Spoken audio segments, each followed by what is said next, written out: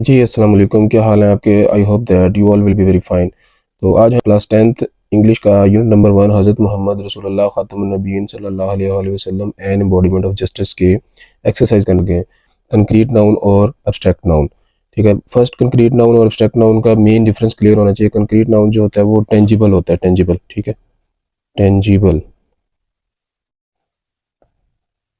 और जो abstract noun होते हैं वो होते हैं नॉन टेंजिबल। ठीक है, टेंजिबल मीन जिनको हम टच कर सकते हैं, नॉन टेंजिबल मीन जिनको हम टच नहीं कर सकते। अब इसकी एग्जांपल देख लेते हैं। The revenge of the father can not be taken on his son. Father और जो सन है, फादर को भी हम टच कर सकते हैं, सन को भी टच कर सकते हैं, so it is a concrete noun. अच्छा, नेक्स्ट एग्जांपल देख लेते हैं। ही decided there case with equity and justice. Equity जो है अनटचेबल है, इट्स अ स्टेट। जस्टिस भी अनटचेबल है, ठीक है, इसको हम टच नहीं कर सकते, it's also state, so this is a abstract noun. अब इसके ए पार्ट की एक्सरसाइज देख लेते हैं। Identify whether each underline word is a concrete और एब्स्ट्रैक्ट नाउन। ठीक है, हमने ये बताना है भी जो अंडरलाइन वर्ड किए हुए वो कंक्रीट है कि एब्स्ट्रैक्ट है। She puts much effort into her studies as she wants to score good marks. ठीक है, एफर्ट जो है यहाँ पे अनटचेबल एब्स्ट्रैक्ट नाउन है, ठीक है, इसलिए हम ये भी लिख सकते हैं। इनटू हर स्टडीज, जो स्टडीज है ये भी हम टच नहीं कर सकते, ठीक है, ये भी एब्स्ट्रैक्ट नाउन है। They recommended him for his justice and truthfulness. Justice है वो भी अनटचेबल है, तो ये भी एब्स्ट्रैक्ट नाउन है, ठीक है। ट्रूथफुलनेस है ये भी अनटचेबल है, ये भी एब्स्ट्रैक्ट नाउन है। Keep the balls in that basket, जो बॉल्स है हम इसको टच कर सकते हैं, so it's a concrete noun, इसके लिए हम कंक्रीट CUNC लिख देते हैं। और जो बास्केट है ये भी टचेबल है, इसको हम टच कर सकते हैं, ये भी कंक्रीट है, तो हम इसके लिए CUNC लिख देते हैं। The dishonest trader, trader is also, trader means businessman जो होता है, ठीक है, पर्सन है, सो इट्स अ कंक्रीट, इसको टच कर सकते हैं। Is losing the trust, trust जो है ये भी एक स्टेट है, ठीक है, इसको भी हम टच नहीं कर सकते, एब्स्ट्रैक्ट नाउन है। ऑफ हिज कस्टमर्स, कस्टमर्स ये it's a person, so touchable, so इसके लिए हम कंक्रीट लिखेंगे, ठीक है। He did not take good care of his pet, care, care it's also state, यानी कि अनटचेबल है, केयर को हम टच नहीं कर सकते, so it's abstract noun. Of his pet, pet ये एक लिविंग थिंग है, सो इट्स टचेबल, सो इसके लिए हम कंक्रीट लिखेंगे। No let's talk about the B part. Choose whether, whether each sentence needs an indefinite article, a definite article, the or no article। तो article दो तरह के होते हैं, एक इनडेफिनेट आर्टिकल होता है, दूसरा डेफिनेट आर्टिकल होता है, ठीक है। इनडेफिनेट आर्टिकल आर जो है ना वो इनडेफिनेट होते हैं, ठीक है, और जो दा है उसको हम डेफिनेट आर्टिकल बोलते हैं, ठीक है। या तो उसमें नो आर्टिकल आएगा, हमने जो अभी एक्सरसाइज करनी है तो हमने डेफिनेट आर्टिकल लगाना या इनडेफिनेट लगाना, या फिर उसमें आर्टिकल नहीं आएगा। जो डेफिनेट आर्टिकल होता है दा, वो किसी को स्पेसिफाई करने के लिए, नहीं किसी को खास बनाने के लिए यूज होता है। और जो इनडेफिनेट आर्टिकल होता है वो सिंगल वर्ड शो करने के लिए, सिंगल चीज शो करने के लिए होता है। आ का मीनिंग भी एक है, एन का मीनिंग भी एक है। आज होते हैं वो जो विदाउट ववल साउंड से स्टार्ट हो रहे थे, एन वहाँ पे यूज करते हैं जो ववल साउंड से स्टार्ट हो रहे थे। तो नंबर 1 सेंटेंस देख लेते हैं। He asked me dash very hard question. A very hard question आएगा, ठीक है, इसको हम स्पेसिफाई नहीं करेंगे, एक हार्ड क्वेश्चन की बात हो रही है। Dash question that he asked me was easy, so it's specify किया जा रहा है जिस जो क्वेश्चन वो कह रहे हैं, the question that he asked me was very easy, जो क्वेश्चन मुझसे पूछा गया आसान था, तो वो स्पेसिफाई किया जा रहा है, इसलिए हम यहाँ पे दा लगाएंगे। Next, have you seen dash my scarf. जो स्कार्फ है वो माई की यानी बात हो रही है, स्पेसिफाई नहीं है, ठीक है ना, ये कोई हम सिंगल की बात कर रहे हैं, तो नो आर्टिकल, यहाँ पे नो आर्टिकल आएगा। अच्छा, नेक्स्ट है नंबर 4 देख लेते हैं। Could you please pass me the salt. तो इसमें भी जो साल्ट वो कह रहे हैं क्या मुझे वो साल्ट पास कर सकते हैं, मीन साल्ट को स्पेसिफाई किया जा रहा है, इसलिए यहाँ पे भी द आएगा। Is there dash good restaurant around there, तो एक जनरल रेस्टोरेंट की बात हो रही है, एक गुड रेस्टोरेंट आएगा, ठीक है। Dash restaurant that my friend own is very good, तो ये रेस्टोरेंट को स्पेसिफाई किया जा रहा है, स्टार्ट में आ दे तो उसको स्पेसिफाई किया जा रहा है। The restaurant that my friend own is very good, यानी जो मेरे दोस्त का रेस्टोरेंट है वो बहुत अच्छा है। I have several dash good friends, तो ये प्लूरल है, एक बात माइंड में रखनी है, जब कोई प्लूरल वर्ड आ जाए तो हम वो इनडेफिनेट आर्टिकल ए और एन तो लगा नहीं सकते, क्योंकि इनका मीनिंग एक होता है, ठीक है, ए का मीनिंग भी एक है और एन का मीनिंग भी एक है, तो इसलिए आना नहीं है। और प्लूरल है तो हम इसको स्पेसिफाई तो कर ही नहीं देते, इसलिए नो आर्टिकल यहाँ पे। उसके बाद dash UAE is a beautiful country, तो कोई स्टेट आ जाए, जैसे UAE आ जाए, USA आ जाए, तो हम उसके लिए हम उसको स्पेसिफाई करते हैं, इसलिए दा लगाते हैं। I will see you dash in a week, एक वीक की बात हो रही है, ठीक है, दा उसको स्पेसिफाई नहीं करना, वोवल तो है नहीं, इसलिए एन तो आएगा नहीं।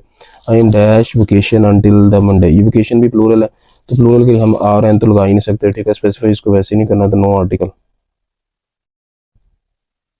नाउन फ्रेज आपको पता है जैसे कि वो नेमिंग वर्ड होते हैं, और जो फ्रेज होते हैं वो फ्रेज होते हैं ग्रुप ऑफ वर्ड होते हैं, ठीक है, दैट मेक नो सेंस, यानी उसकी कोई सेंस नहीं होती। जिस तरह सेंटेंस होता है वो कंप्लीट सेंस देता है, बट फ्रेज जो है वो कंप्लीट सेंस नहीं दे रहा था। ग्रुप ऑफ वर्ड जरूर होता है लेकिन वो कंप्लीट सेंस नहीं दे रहा होता।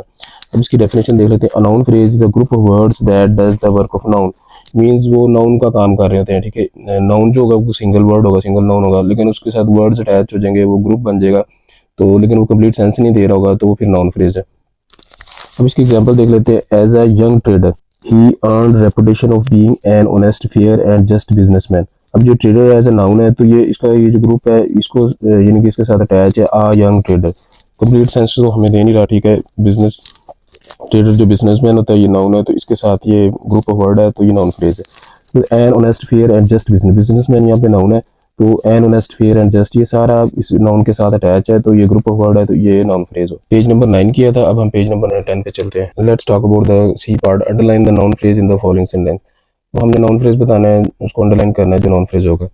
This is an old fashion hat. Hat यहाँ पे नाउन है, ठीक है। ये group of word an old fashion, ये नाउन फ्रेज बन गया, ठीक है। वी डिस्कवर्ड फहद्स प्लान। फहद यहाँ पे नाउन है, ठीक है, ये इसके साथ अटैच है, ग्रुप ऑफ वर्ड है, तो फहद्स प्लान यहाँ पे नाउन फ्रेज है।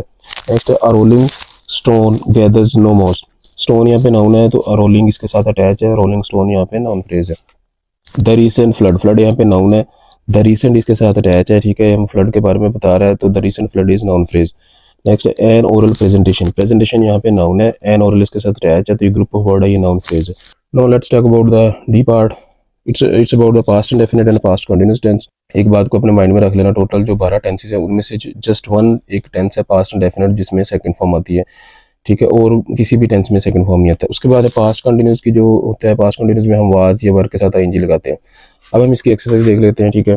हमने बताना है भी पास्ट इंडेफिनिट आना है कि पास्ट कंटिन्यूस आना है, ठीक है। Fill in each blank with the past indefinite और past continuous tense the verb in bracket.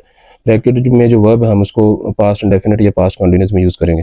What dash you do when I dash call you last night. ठीक, इसमें ना अब आपने जितने भी सेंटेंस करने हैं दो पार्ट होंगे, ठीक है। जो व्हेन वाला कंडीशन वाला बताया जा रहा होगा तो आपने उसको पास्ट इंडेफिनिट में करना है। जो विदाउट कंडीशन होगा सिंपल बात होगी, आपने उसको पास्ट कंटिन्यूस में करना है, ठीक है।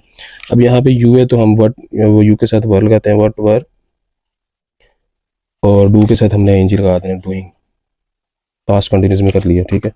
अच्छा, उसके बाद व्हेन आई कॉल, यहाँ पे पास्ट कंटिन्यूस में, ठीक है। What were you doing, what were you doing करेंगे, ठीक है। यहाँ पे जो है जो फर्स्ट पार्ट है ये विदाउट कंडीशन है, तो वो विदाउट कंडीशन को पास्ट कंटिन्यूस में करेंगे। अब जो व्हेन कंडीशन वाला जिसमें व्हेन लगा होगा, जो कंडीशन वाला होगा, हम उसको सेकंड फॉर्म यानी पास्ट डेफिनेट में करेंगे। कॉल की सेकंड फॉर्म कॉल्ड आएगी, तो इसमें कोई हेल्पिंग वर्ब नहीं लगाना है।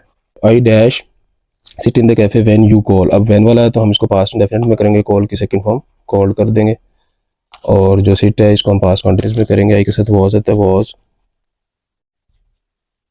सिटिंग। अच्छा, अब व्हेन वाला पार्ट सेंटेंस के स्टार्ट में आ गया, तो ये भी कंडीशन मैंने बोला था, जब कंडीशन आ जाए तो अपने सेकंड फॉर्म में करना। अराइव की सेकंड फॉर्म कर दोगे arrived. At the bus stand when dash be there. अब ये जो बी है ये हम यहाँ पे पास्ट, क्योंकि हमने करना है पहला पास्ट इंडेफिनिट था, हमने इसकी पास्ट फॉर्म बनानी। बी की पास्ट फॉर्म जो होती है वॉज होती है, ठीक है, क्योंकि इसके बाद कोई वर्ब है नहीं, तो इसलिए वर्ब के साथ आईएनजी नहीं लगाना। Shamsha dash watch film when. When वाला बाद में आ गया। वैन शी हियर की पास्ट फॉर्म हम पास्ट इंडेफिनिट में करेंगे। वैन वाला सेंटेंस हियर की पास्ट फॉर्म करेंगे हर्ड, हर्ड द नॉइस। और जो फर्स्ट पार्ट है Shamsha was watching, first part को हम कंटिन्यूस में करेंगे, पास्ट कंटिन्यूस में was watching. We dash play tennis when Javed dash heard his uncle. When वाला सेंटेंस कंडीशन बाद में आ गया, तो पास्ट इंडेफिनिट में करना। हर्ड की जो सेकंड फॉर्म है हर्ट है, ठीक है। इसकी तीनों फॉर्म सेम होती है, फर्स्ट फॉर्म हर्ट है, सेकंड भी हर्ट है, थर्ड भी हर्ट है। और जो फर्स्ट पार्ट है हम इसको पास्ट कंटिन्यूस में कर लेते हैं। वी के साथ वर आता है, वी वर, और प्ले के साथ हम आईएनजी कर देंगे, we were playing. Next E part है, ये पंक्चुएशन वाला। ये क्वेश्चन जो बोर्ड के एग्जाम आते हैं उसमें नहीं आता, तो इसलिए हम नहीं करेंगे। हम जस्ट जो बोर्ड के एग्जाम में जो क्वेश्चंस आते हैं ग्रामर पार्ट का, जस्ट वो करेंगे हम। ओके, अल्लाह हाफिज़, थैंक यू वेरी मच।